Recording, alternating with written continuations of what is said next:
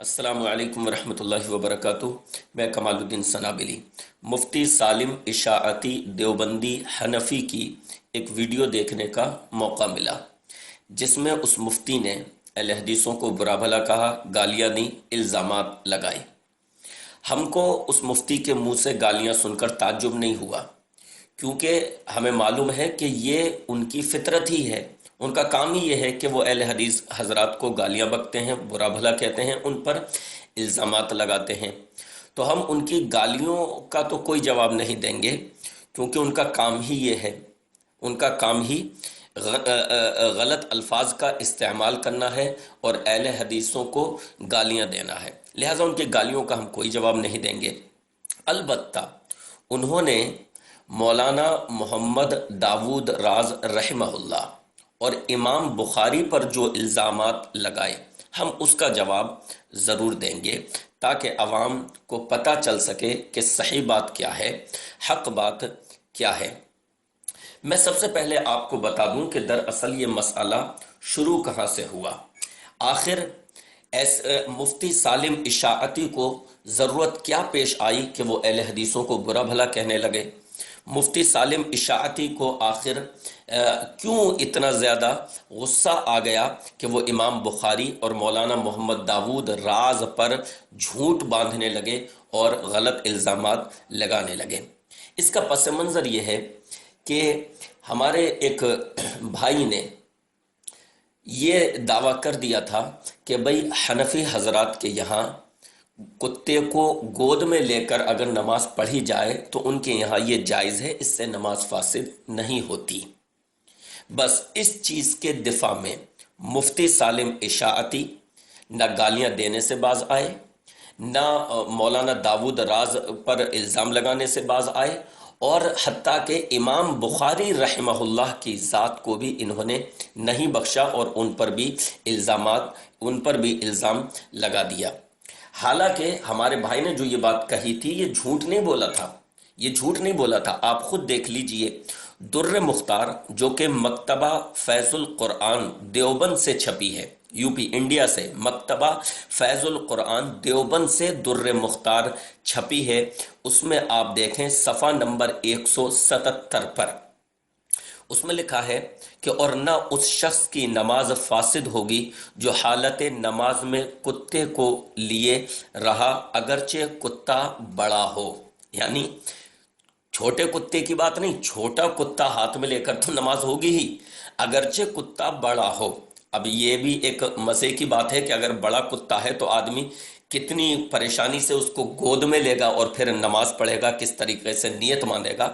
بہرحال یہ لکھا ہے در مختار میں، جو کہ حنفیت کی ایک اہم کتاب تسلیم کی جاتی ہے فقہ میں، فقہ حنفی کی ایک اہم کتاب ہے۔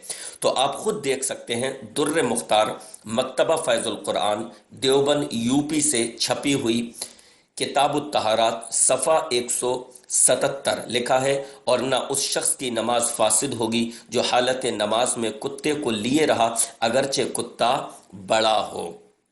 پھر آگے ایک جگہ لکھا ہے، کوئی کتا اٹھائے ہوئے نماز پڑھے گا تو اس کی نماز فاسد نہ ہوگی۔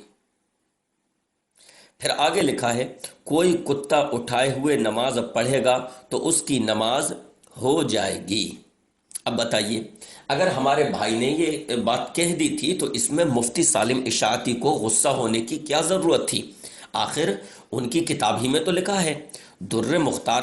ہاں، اگر ان کو اپنے مسئلے کا علم نہیں تھا یا ان کو اپنی کتابوں کا علم نہیں تھا تو دیوبند سے رابطہ قائم کرتے، دیوبندی علماء سے رابطہ قائم کرتے اور ان سے پوچھتے کہ بھئی واقعی ہماری کتابوں میں یہ چیز موجود ہے یا نہیں۔ لیکن انہوں نے بجائے تحقیق کرنے کے اپنا غصہ اس طریقے سے نکالا کہ اہل حدیثوں پر غلط الزامات لگائے، جھوٹے الزامات لگائے، ان کو گالیاں دیں، ان کو برا بھلا کہا۔ اور مفتی سالم اشاعتی کیا کہتے ہیں مولانا محمد داود راز رحمہ اللہ پر الزام لگاتے ہوئے؟ آپ خود ان کے الفاظ سنیے۔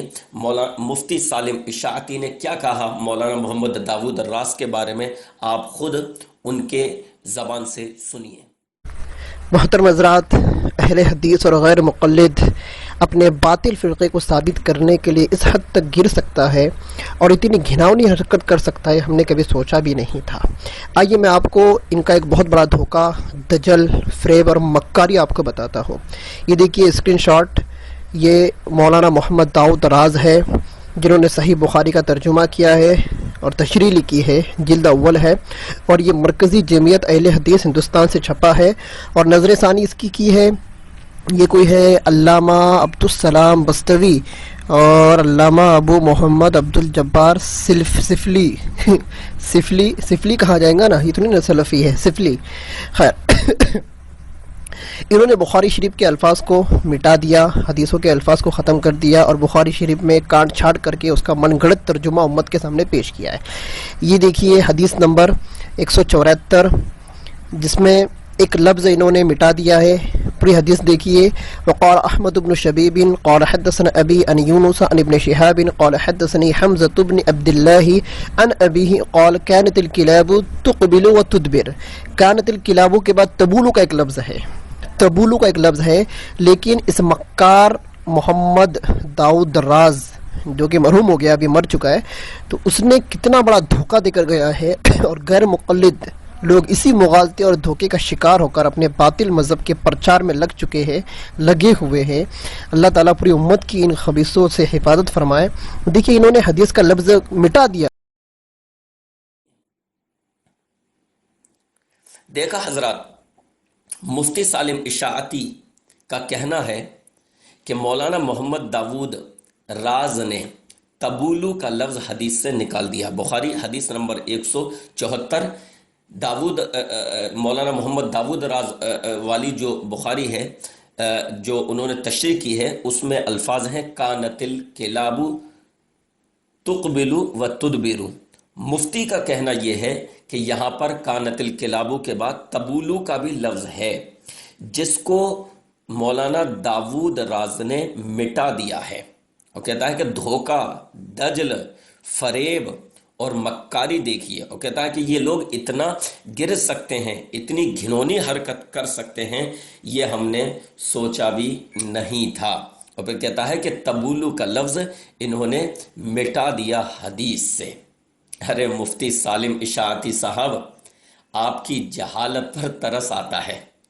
آپ لوگ 8 سال آخر مدرسوں میں پڑھتے کیا ہو؟ آپ کو پڑھایا کیا جاتا ہے؟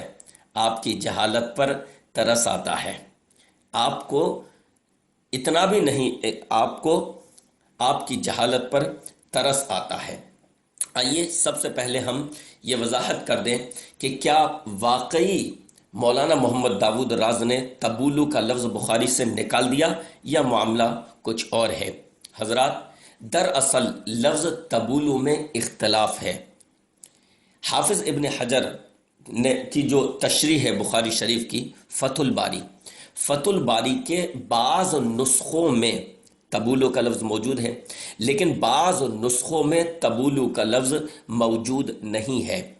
مثال کے طور پر مکتبہ دارالسلام سے جو فتح الباری چھپی ہے، وہاں پر جب اس حدیث کو پیش کیا گیا تو الفاظ یہ ہیں کانت الکلاب تبولو و تقبلو و تدبرو فی المسجد فی زمان رسول اللہ صلی اللہ علیہ وسلم فلم یکونوا یرشون شیئا من ذلک۔ یہ حدیث نقل کرنے کے بعد حاشیے میں لکھا ہے لیس فی نسخت قاف تبولو، یعنی قاف کے نسخے میں تبولو نہیں ہے۔ قاف سے کیا مراد ہے؟ قاف سے مراد ہے بولاق کا نسخہ، یعنی بولاق سے جو فتح الباری چھپی ہے، جو وہاں کا مکتبہ ہے، اس میں تبولو کا لفظ نہیں ہے، جیسا کہ خود فتح الباری کے مقدمے میں مولانا مالک مجاہد نے اس بات کی وضاحت کر دی ہے کہ قاف سے مراد انہوں نے بولاق لیا ہے۔ لہذا بولاق کے نسخے میں تبولو کا لفظ نہیں ہے، اور بولاق کے نسخے میں فتح الباری میں صرف اتنا ہے کانت الکلاب تقبلو و تدبرو فی المسجد۔ تبولو کا لفظ اس میں بھی نہیں ہے، جو فتح الباری بولاق سے چھپی ہے۔ اب آپ مجھے بتائیے کہ یہ الزام لگانا کہ مولانا محمد داود راز نے اس کو مٹا دیا، یہ کہاں تک صحیح ہے؟ کیا یہ ان پر الزام نہیں ہے؟ زیادہ سے زیادہ مفتی سالم اشاعتی کو یہ کہنے کا حق تھا کہ بھئی بعض نسخوں میں تبولو کا بھی لفظ آیا ہے، پھر حق تھا مفتی سالم کو کہ وہ اس پر اپنی رائے دیتے کہ بھئی میرے نزدیک تبولو کا لفظ زیادہ راجح ہے، تو ایک الگ بات ہوتی۔ لیکن مولانا محمد داود راز کے نزدیک انہوں نے جمہور کو جو دیکھا کہ جمہور نے زیادہ تر نے تبولو کا لفظ نہیں، بخاری شریف میں تبولو کا لفظ نہیں چھاپا ہے، لہٰذا انہوں نے اسی کو راجح سمجھا اور بنا تبولو کے اس حدیث کو رہنے دیا، جس طریقے سے باقی علماء نے اس کو بنا تبولو کے نقل کیا۔ تو جب مولانا محمد داود راز نے صرف اتنا کیا تو ان پر یہ الزام لگانا کہ بھئی انہوں نے مٹا دیا، انتہائی غلط حرکت اور مفتی سالم اشاعتی کے بے علم اور جاہل ہونے کی دلیل ہے۔ یہ تو ہم نے بات کی فتح الباری کے تعلق سے کہ اس کے بھی اس نسخے میں جو کہ بولاک سے چھپا ہے، بولاک یہ مصر میں ہے اور بولاک مصر کا ایک شہر ہے، وہاں پر یہ نسخہ چھپا ہے، اس میں بھی تبولو کا لفظ نہیں ہے۔ اب آئیے میں ایک بہت ہی دلچسپ بات آپ کے سامنے رکھنے جا رہا ہوں، جس سے مفتی سالم کی جہالت بھی ظاہر ہوگی کہ ان کو خود اپنے گھر کی بھی خبر نہیں ہے۔ حضرات، دیوبند سے جو بخاری شریف چھپی ہے اور علماء دیوبند کی جو بخاری ہیں، یعنی علماء دیوبند نے بخاری شریف پر جو حواشی لگائے ہیں، اس میں بھی انہوں نے تبولو کا لفظ استعمال نہیں کیا ہے۔ سب سے پہلے میں آپ کے سامنے ثبوت کے طور پر پیش کروں گا دیوبند کا قلمی نسخہ جو کہ مکتبہ تھانویہ دیوبند سے چھپا ہے، اور مولانا قاسم نانوتی کے اس پر یعنی ان کے حواشی ہیں۔ سوچئے، مولانا قاسم نانوتی کو آپ جانتے ہیں نا، دیوبندیوں جنہوں نے دارالعلوم دیوبند قائم کیا ہے، وہ مولانا قاسم نانوتی جن کی طرف نسبت کرتے ہوئے آج ہر دیوبندی اپنے نام کے ساتھ لفظ قاسمی کا استعمال کرتا ہے اور فخر کے طور پر استعمال کرتا ہے، ان کے حواشی کے ساتھ، کہیں اور سے نہیں، دیوبند سے، مکتبہ تھانویہ سے جو بخاری شریف چھپی ہے اس کے الفاظ ہیں، اس میں حدیث کے الفاظ ہیں، بخاری کی حدیث نمبر 174 کے، کانت الکلاب تقبل و تدبر، تبولو کا لفظ اس میں بھی نہیں ہے۔ مفتی سالم اشاعتی، اب بتائیے کیا مولانا قاسم نانوتوی کے بارے میں بھی آپ یہی الفاظ استعمال کریں گے کہ انہوں نے دھوکہ دیا، دجل سے کام لیا، فریب کیا اور مکاری کی؟ بتائیے مولانا قاسم نانوتوی پر آپ کون سا فتویٰ لگائیں گے؟ یہ ایک ثبوت ہوا۔ آئیے ہم آپ کے سامنے اب دوسرا ثبوت پیش کریں۔ تحفۃ القاری شرح صحیح البخاری، جس میں افادات ہیں مفتی سعید احمد صاحب پالن پوری کے، جو کہ شیخ الحدیث و صدر المدرسین ہیں دارالعلوم دیوبند کے، کوئی عام دیوبندی عالم نہیں ہے، دارالعلوم دیوبند کے شیخ الحدیث ہیں اور صدر المدرسین ہیں، اور اس کی ترتیب دی ہے مولانا مفتی حسین احمد صاحب پالن پوری نے، جو کہ فاضل دارالعلوم ہیں۔ اور یہ چھپی کہاں سے ہے؟ چھپی بھی کسی عام شہر سے نہیں ہے، مکتبہ حجاز دیوبند سے چھپی ہے۔ آئیے دیکھیں اس میں، یہاں سے جو بخاری چھپی ہے اس کے میں کیا الفاظ ہیں۔ بخاری حدیث نمبر 174 صفحہ نمبر 500، الفاظ ہیں کانت الکلاب تقبل و تدبر فی المسجد فی زمان رسول اللہ، یعنی اس میں بھی تبولو کے لفظ نہیں ہے۔ تحفۃ القاری شرح صحیح البخاری۔ اب بتائیے سالم اشاعتی صاحب بتائیے، کیا آپ مفتی سعید کو بھی مکار کہیں گے؟ ان پر بھی دھوکے کا الزام لگائیں گے؟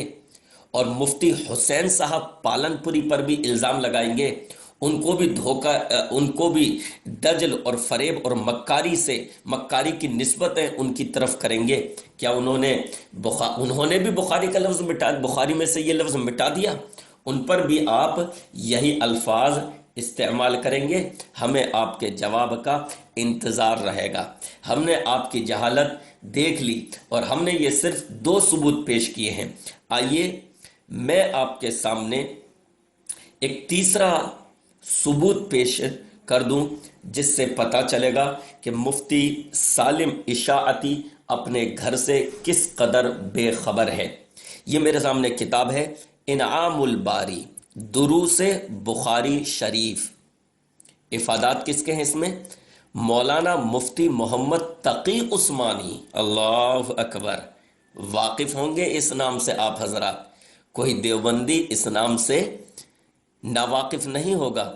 مولانا مفتی محمد تقی عثمانی، ان کے اس میں افادات ہیں اور ترتیب دی ہے محمد انور حسین نے، اور یہ کتاب یہ بخاری چھپی ہے مکتبۃ الحرا سے۔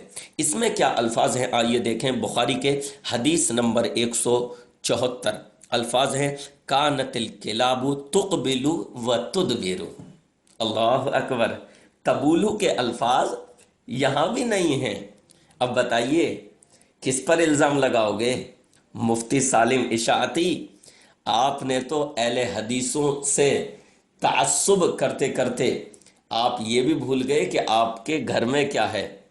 آپ اہل حدیثوں سے دشمنی تعصب میں اس قدر آگے نکل گئے کہ آپ کے الفاظ آپ اپنی کتابوں ہی سے اندھے ہو گئے کہ آپ کی کتابوں میں کیا ہے۔ اگر آپ اپنی کتابوں سے ناواقف نہ ہوتے تو کم سے کم یہ الزام مولانا محمد داود راز پر نہیں لگاتے کہ انہوں نے تبولو کا لفظ ہٹا دیا۔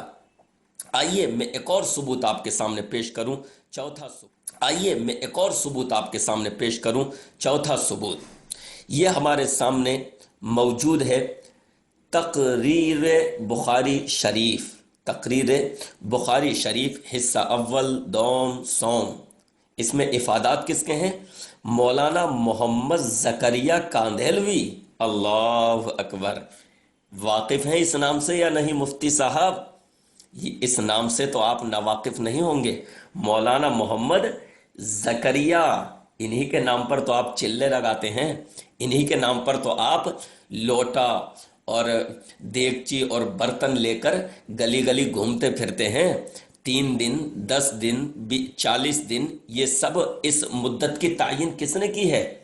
اس مدت کی تعین مولانا الیاس اور مولانا زکریا۔ ان 2 ناموں کے علاوہ آپ کو ان ناموں کی تعین کا کہیں اور سے کوئی ثبوت ملتا ہے کہ 3 دن ہی کے لیے نکلنا ہے، 10 دن ہی کے لیے نکلنا ہے؟ خیر، تو اس نام سے آپ ناواقف نہیں ہوں گے۔ مولانا محمد زکریا کے اس میں افادات ہیں، اس میں دیکھتے ہیں ہم کیا الفاظ ہیں۔ اس میں بھی الفاظ ہیں کانت الکلاب تقبل و تدبر، اس میں بھی تبولو کا لفظ نہیں ہے، اللہ اکبر۔ اور اردو میں تشریح میں یہ بھی لکھا ہے، آپ کو اردو تو آتی ہی ہوگی، اتنا تو ہمیں آپ کے ساتھ حسن ظن ہے۔ اگر آپ عربی سے ناواقف ہیں تو ممکن ہے عربی سے آپ ناواقف ہیں، جاہل ہیں، لیکن کم سے کم اردو تو تھوڑی بہت سیکھ ہی لی ہوگی۔ اردو میں پڑھیے، لکھا ہے اور اس روایت کے اندر تبولو کا لفظ نہیں ہے، اس روایت کے اندر تبولو کا لفظ نہیں ہے۔ ہاں، اللہ اکبر۔ ہم پر الزام لگانے سے پہلے، مولانا محمد داود راز پر الزام لگانے سے پہلے کم سے کم ان کتابوں کو پڑھ لیا ہوتا جو آپ کے یہاں سے چھپی ہیں۔ آئیے حضرات میں ایک اور ثبوت پیش کروں، ثبوت نمبر 5، یہ میرے سامنے ہے الخیر الساری فی تشریحات البخاری۔ اس میں افادات کس کے ہیں؟ حضرت مولانا محمد صدیق صاحب کے، اور ترتیب و تخریج کس کی ہے؟ مولانا خورشید احمد صاحب کی ترتیب و تخریج ہے۔ اس میں صفحہ نمبر 146 بخاری کی حدیث الفاظ ہیں کانت الکلاب تقبل و تدبر، تبولو کے لفظ اس میں بھی نہیں۔ یہ کیا ہو رہا ہے مفتی صاحب؟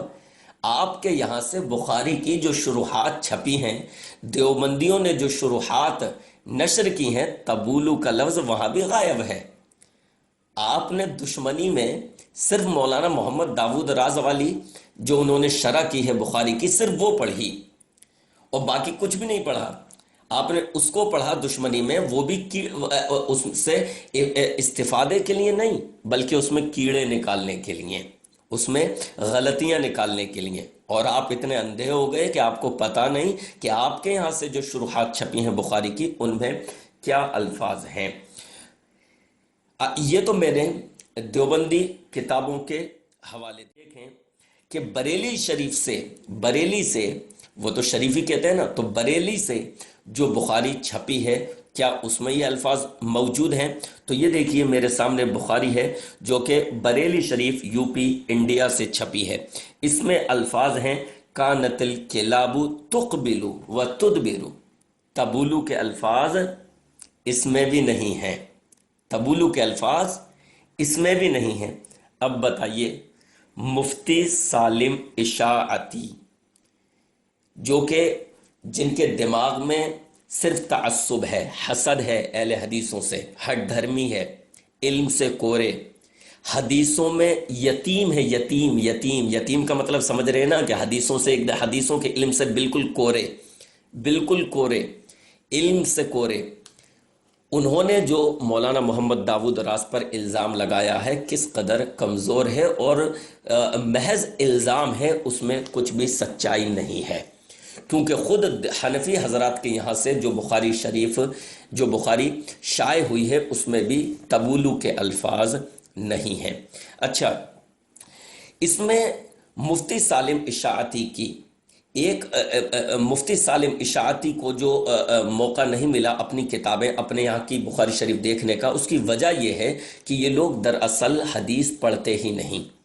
اگر یہ لوگ حدیثوں کو مطالعے میں رکھتے، اگر یہ لوگ حدیثیں پڑھتے، اگر یہ لوگ اپنے مدارس میں حدیثوں کو غور سے پڑھتے، کیا الفاظ ہیں؟ غور سے، دورہ نہیں کرتے، صرف دوڑتے نہیں دنادن کہ ایک دو سال میں تمام 6 کتابیں پڑھا دیں، بلکہ اس کو باقاعدہ اطمینان کے ساتھ ایک ایک حدیث کو پڑھتے، تو ضرور ان کو پتہ ہوتا کہ ان کے یہاں سے جو بخاری چھپی ہے اس میں بھی تبولو کا لفظ نہیں ہے. لیکن کیونکہ اس مفتی نے پڑھا ہی نہیں اور ڈگری لے لی افتاء کی، مفتی کی، لہٰذا یہ انہوں نے مولانا محمد داود راز پر الزام لگا دیا اور ان کے لیے غلط الفاظ استعمال. تو مولانا محمد داود راز کے تعلق سے ہوا، انہوں نے امام بخاری پر بھی ایک الزام لگایا ہے اور کہا ہے کہ امام بخاری تو پورے کتے کو پاک بولتے ہیں اور کھانے کا حکم دیتے ہیں. آئیے خود مفتی سالم اشاعتی کے الفاظ سنیے اور ان کی آواز میں سنیے، ان کی تصویر کے ساتھ کہ انہوں نے کیا کہا. ہم صرف کتے کے ظاہری بدن کو پاک بولتے، امام بخاری تو پورے کتے کو پاک بولتے اور کھانے کا حکم بھی دیتے. اب بناؤ ایک ویڈیو، لاؤ ابو زید ضمیر کو، طالب الرحمن کو لے کے آئیے، توصیف الرحمن اور ربانی میاں کو لے کر آئیے اور بنائیے ایک ویڈیو کہ امام بخاری نے کتے کو پاک لکھا ہے، کتا کھاؤ، کتا پالٹی کرو، اس کے کیما اور کباب نکل کر شامی کباب بنا کر کھاؤ. معاذ اللہ. دیکھا آپ نے امام بخاری پر کتنا بڑا الزام. ہمارا چیلنج ہے مفتی سالم اشاعتی کو اور باقی احناف کو بھی، دیوبندیوں کو بھی، کہ وہ لفظ قالا کے ساتھ امام بخاری کا یہ قول دکھا دیں کہ امام بخاری نے کتے کو پاک کہا ہو اور کتے کو کھانے کا حکم دیا ہو. پوری بخاری سے لفظ قالا کے ساتھ صراحت کے ساتھ امام بخاری کا یہ لفظ دکھا دیں، امام بخاری کا یہ قول دکھا دیں، کسی کا وہم اور گمان نقل نہ کریں بلکہ امام بخاری کا قول دکھا دیں پوری بخاری شریف سے یا امام بخاری کی کسی بھی کتاب سے کہ امام بخاری نے کتے کو پاک کہا ہو اور کتے کو کھانے کا حکم دیا ہو. وقت آپ کو قیامت تک کا ہے، یعنی قیامت تک آپ ثابت کر دیں. ایک اور چیز، مفتی سالم اشاعتی نے طحاوی کے حوالے سے کہا ہے کہ طحاوی میں ہے بکراہت کتے کا کھانا بھی جائز ہے. تو بھیا امام طحاوی تو حنفی تھے. اب یہ معاملہ آپ کا ہے، ہمیں تو ایک نئی بات پتہ چلی. ہم تو یہ سمجھتے تھے کہ حنفی حضرات کے یہاں صرف کتا پاک ہے. یہ آپ نے ایک نئی کھوج ہمارے سامنے پیش کر دی کہ کتا کا کھانا بھی آپ کے یہاں جائز ہے بکراہت. تو तो आजकल मुल्क में हमारे मुल्क में बीफ का भी मसला है। आप हजरात कराहत के साथ फिर खूब पार्टियां कर सकते हैं। देवबंदी हजरात, हनफी हजरात, कुत्ते के कबाब खाइए, इसकी बिरयानी बनाइए, कौरमा बनाइए, जो चाहे करें, ये आपका मामला है। हम तो आपका शुक्रिया अदा करेंगे कि आपने एक नई खोज हमारे सामने पेश कर दी कि आपके नज़दीक कुत्ते का खाना भी जायज़ है। आखिर में मैं मुफ्ती सालिम इशाअती से कहूँगा कि अगर आपके पास इल्म नहीं है और ख़ुद अपनी किताबों का भी आपने मुताला नहीं किया है तो सब्र से काम लीजिए, अपनी किताबों का मुताला कीजिए, उसके बाद दूसरों के ताल्लुक से कोई बात कहिए, यही आपके हक़ में बेहतर है, वरना आपको ज़िल्लत और रुसवाई के सिवा कुछ नसीब होने वाला नहीं है। अस्सलामु अलैकुम वरहमतुल्लाहि वबरकातुहू। इमाम बुखारी के नज़दीक कुत्ता पाक है और तहावी शरीफ के अंदर ये रिवायत नकल की गई है बाब उसूल कर्ब के तहत के अंदर कि अगर कोई कुत्ते को खा ले तो बकराहत कुत्ते का खाना भी जायज़ है। जैसे कि भाई झींगा है, फ़िक़्ह हनफ़ी के अंदर झींगा खाना बकराहत जायज़ है। क्या है? बकराहत।